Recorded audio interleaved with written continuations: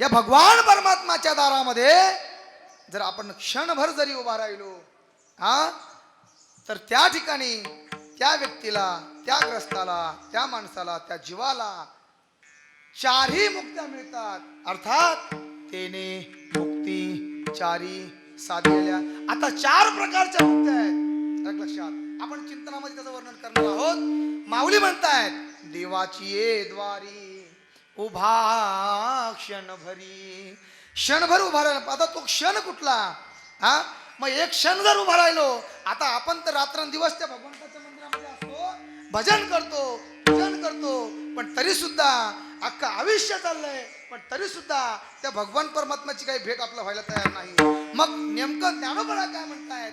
देवाच्या दारामध्ये उभं राहिलं की एक क्षणभर जरी उभं राहिलं तरी सुद्धा भगवान परमात्मा तुम्हाला भेटू शकतो, त्याची कृपा तुमच्यावरती होऊ शकते. एवढंच नाही तर या जन्म मरणाच्या दुःखातून तुम्ही आम्ही तरुण जाऊ शकतो. अर्थात जेवढ्या काही मुक्त्या आहेत, 4 मुक्त्या सांगितल्या आहेत, त्या 4ही मुक्त्या त्या ग्रस्ताला, त्या माणसाला मिळू शकतात. कोणाला मिळू शकतात? तर जो तन मन धनाने भगवान परमात्माच्या दारात उभा राहतो. मग आपल्याला बघायचंय त्या भगवान परमात्म्याचं दार म्हणजे काय आहे, क्षणभर उभा राहायचं म्हणजे काय आहे. मग क्षणभर जर उभा राहिलो तर निश्चित आपल्या जन्मामध्ये, आपल्या जीवनामध्ये खऱ्या अर्थानं आपल्याला 4 मुक्त्या मिळतील का? आलं लक्षात. आज या अभंगाच्या अनुदानं त्या ठिकाणी आपल्याला बघायचं आहे. माऊली म्हणतायत देवाची ये द्वारी उभा क्षणभरी आणि तेने मुक्ती चारी साधिल्या. आलं लक्षात. माऊली म्हणतात 4 मुक्त्या मिळतील, पण कशामुळे मिळतील? तर माऊली म्हणतायत हरिमुखे म्हणा, हरिमुखे म्हणा पुण्याची गणना कोण करी. जर तुम्हाला 4 मुक्त्या पाहिजे असतील, जर तुम्हाला तुमच्या जीवनाचा उद्धार करून घ्यायचा असेल तर तुम्ही काय केलं पाहिजे? हरिमुखे म्हणा, हरिमुखे म्हणा पुण्याची गणना कोण करी. लक्षात. साधक मंडळीने ज्ञानोबरांना प्रश्न केला, माऊली सतत त्या भगवान परमात्म्याचं नामस्मरण केलं म्हणजे भगवान परमात्मा मला आम्हाला भेटू शकतो का? निश्चित. मग सगळं सोडून द्यायचं का? आपण फक्त भजनच करत बसायचं का? तर माझे ज्ञानोबरा म्हणतात नाही नाही, असोनी संसारी जिव्हे करी. अहो संसारात असावं, संसारात असावं, संसारी असावे परी असोनी नसावे. मग काय केलं पाहिजे? भजन करावे. काय करावे? कसं? हळूहळू का 2-2 घंट्यानं? नाही माय बाप. भजन करावे वेळा. अहो ज्या ज्या वेळेस वेळ भेटे त्या वेळेस त्या भगवान परमात्माचं नामस्मरण केलं पाहिजे, चिंतन केलं पाहिजे. कसं केलं पाहिजे? कामामध्ये काम काही म्हणा राम राम, जाईल भवश्रम सुख होईल दुःख. विठाला विठाला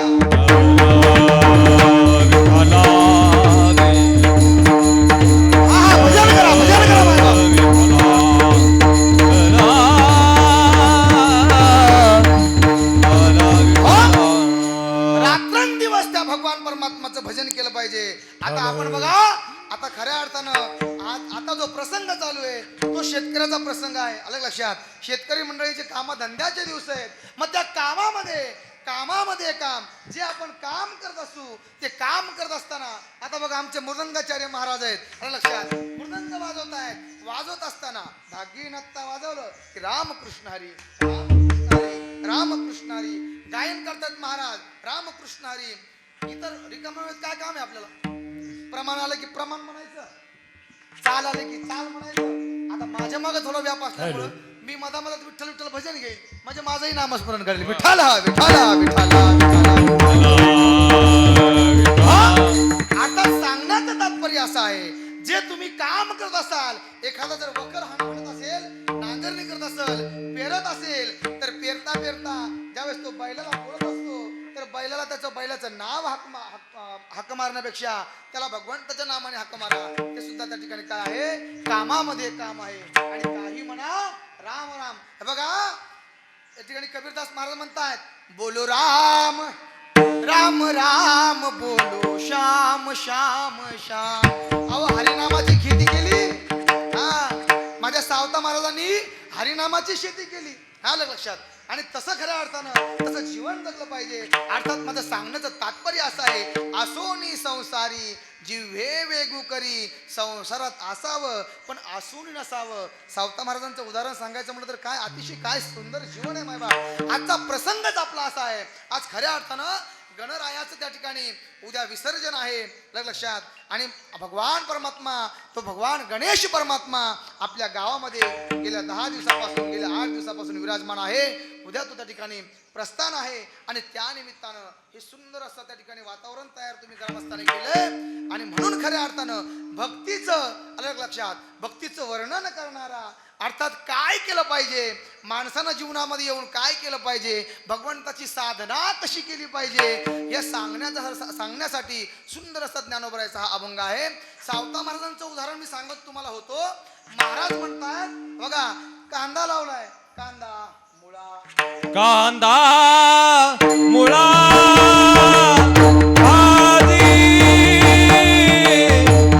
अवघी विठाबाई माझी. कांदा मुळा भाजी अवघी विठाबाई माझी.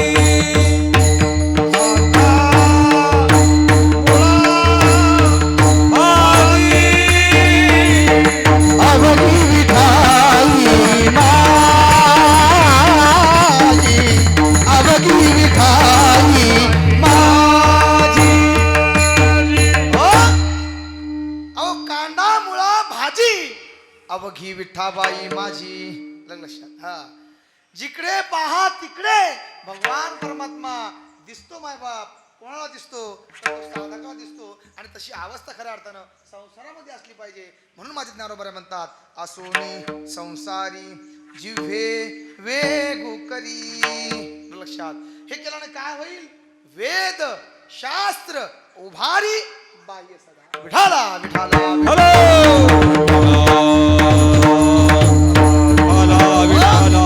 शेवटी माझे ज्ञानोबा म्हणतात ज्ञानदेव म्हणे व्यासाची या खुणा. आला कशात. ही जर अवस्था मायबाप तुमच्या आमच्या जीवनामध्ये असेल तर काय सांगू तुम्हाला मायबाप भगवान परमात्मा जेने हे विश्व निर्मिले. लक्षात. तुझिया सत्तेने वेदाशी बोलणे सूर्याशी चालणे तुझिया बळे ऐसा तू समर्थ ब्रह्मांडाचा धनी. लक्षात. हा चाले हे शरीर कोणाची या सत्ते आणि कोण बोलवी तो हरिविन. एवढा मोठा भगवान परमात्मा अखिल कोट ब्रह्मांड नाही जगाचा मायबाप. लक्षात. तो द्वारकेचा राणा. तो द्वारकेचा राणा कुठं आपल्या आजीच्या घरी. आजाचं नाही राजा हो. द्वारकेचा राणा पांडवा घरी.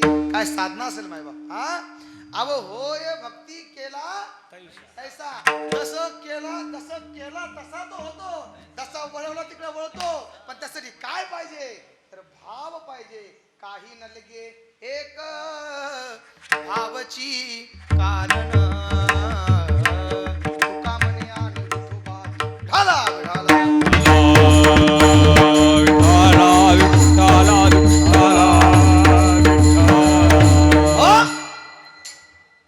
भाव बळे आकळे एरवी ना आकळे आणि करतळी आवळी तैसा हरी.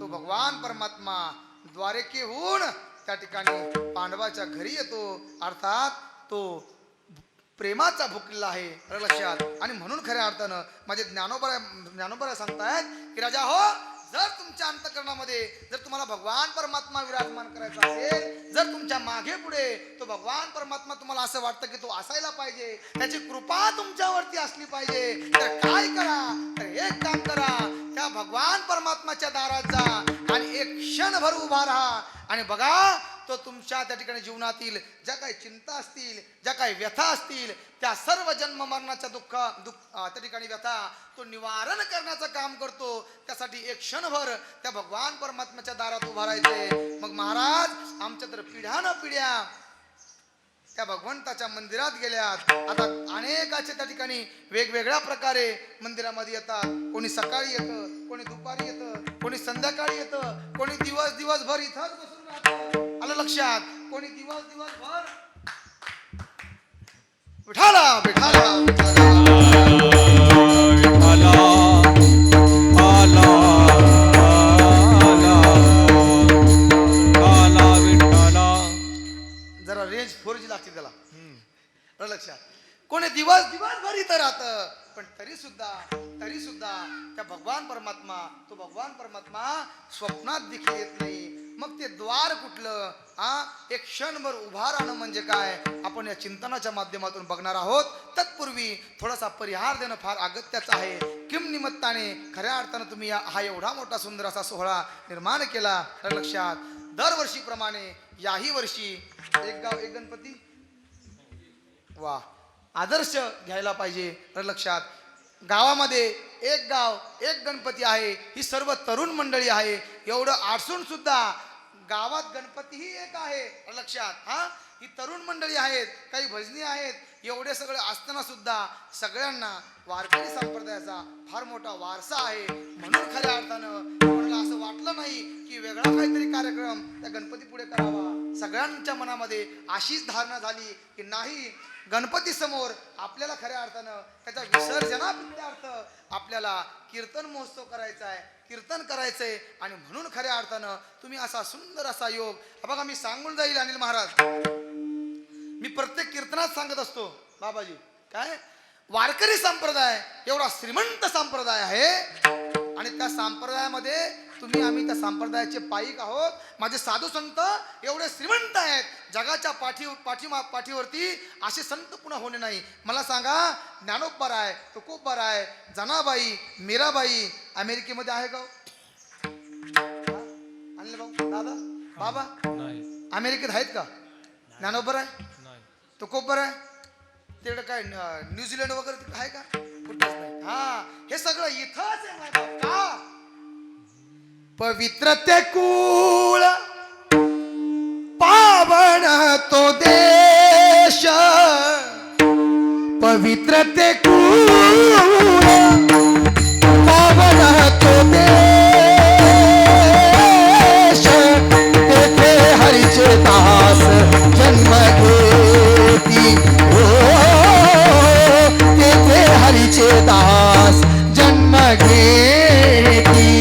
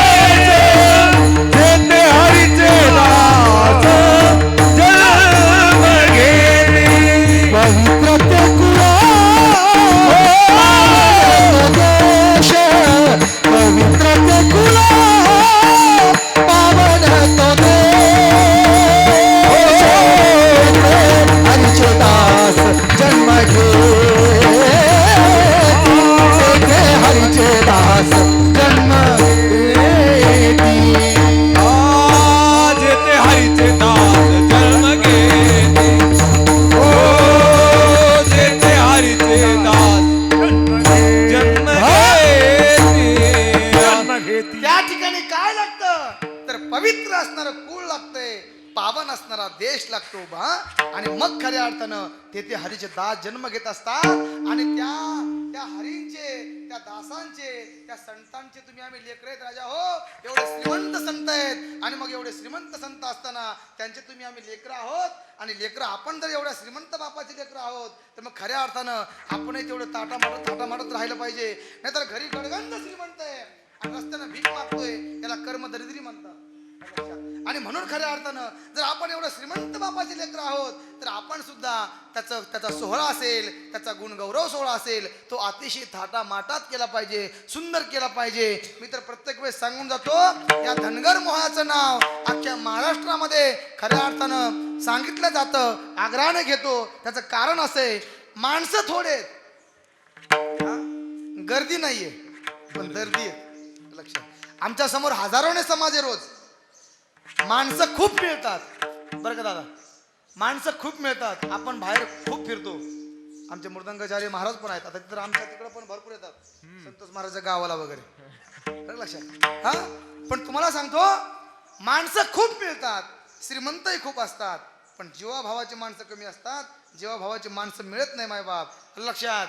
महाराज कीर्तनाला कधी येणार म्हणून 10 नाही 50 फोन करतात, पण गेल्यानंतर महाराज गेलाय कुठं का पडलाय उलचून, फोन नाही करत मला लोक. हा, हे क्षणिक प्रेम आहे. पण जीवाभावाची माणसं म्हटलं का नाही, बघा आलो म्हणून फोन आहे. लक्षात. रात्री किती वाजता घरी पोहोचलो म्हणून फोन आहे. नुसतं एवढंच नाही तर आधी मध्ये सुद्धा जर तुम्ही आमची चौकशी करत असाल, महाराज तुमचं बरं आहे का, हा तुमच्या जीवनामध्ये काही कमी जास्त आहे का, याला खऱ्या अर्थानं प्रेम म्हणतात. आणि हाच जिव्हाळा खऱ्या अर्थानं एकमेकाचा असला पाहिजे, याला खरं प्रेम म्हणतात. आणि म्हणून खऱ्या अर्थानं मागच्या वर्षीपासनं तुमची आणि माझी जी नाळ जोडल्या गेली, त्या नाळेमुळे खऱ्या अर्थानं पुन्हा पुन्हा या गावामध्ये येण्याचा योग येतोय. लक्षात.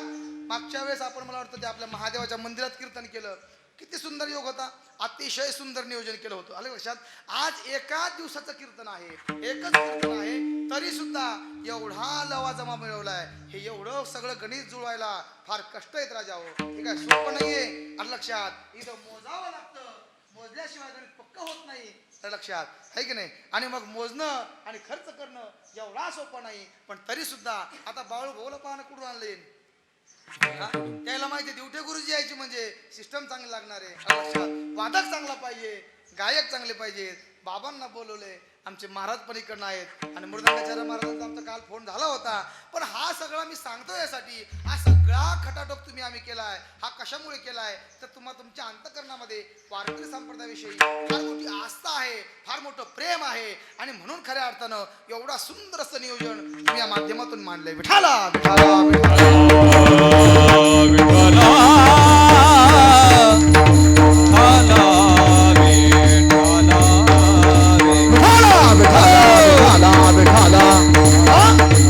या कीर्तनाच्या प्रसंगी आज खऱ्या अर्थानं माणसं जरी कमी असतील पण ती दर्दी माणसं आहेत, टाळकरी आहेत, दादा आहेत आमचे, ही सर्व महाराज मंडळी आहेत, अनिल भाऊ आहेत, आमचे गायक महाराज आहेत. हा बघा बरं, ते जवळच असते पण विसरत असते. बाळ भाऊचं नाव माझ्या पाठ आहे पण लक्षात राहिलं नाही. आमचे पिंटू महाराज आहेत, ही सर्व गावातली भजनी मंडळी आहेत. आमचे मृदंगाचार्य महाराज आहेत, बाळू भाऊ आहेत, माझ्या समवेत आलेले विनायक महाराज. विनायक महाराजाकडे बघितलं समाधान वाटतं माणसाला. का वाटतं त्याचं कारण आहे, माणसं अनेक बघितले आपण, नाही त्याने तर आहेच, माणसं बघितले आपण, गायकही असतात, वादकही असतात, कीर्तनकारही असतात, पण माणसाच्या चेहऱ्यावरती 12 वाजलेले असतात. माणसाकडे पाहिल्यानंतर तो माणूस असा हसमुख वाटला पाहिजे, प्रसन्न वाटला पाहिजे. अर्थात तिथे लक्ष्मीही नांदत असते आणि समोरच्या माणसाला रिस्पॉन्स मिळत असतो आणि प्रसन्नता वाढते. तसं आमच्या विनायक महाराजाचं आहे. काय हा, त्यांच्याकडे बघितलं का तिथे तुडून पडतात, त्याला वाटतं काही कमी पडतं का, पण कमी नाही पडत. अतिशय सुंदर त्या ठिकाणी त्याचं वादन आहे. विठाला विठाला.